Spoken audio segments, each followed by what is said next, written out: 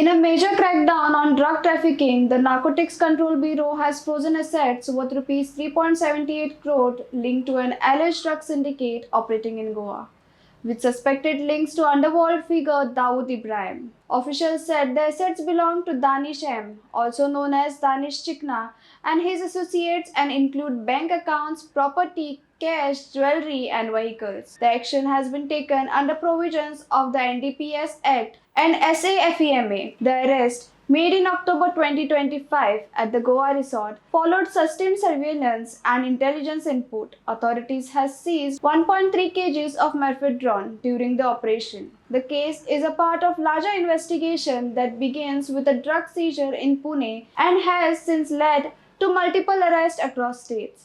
Officials say the crackdown highlights continued efforts to dismantle organized drugs networks operating in the region. तुम्ही पळयतात गोंयकारपण गोंयकारांचो गोंयकारा खातीर.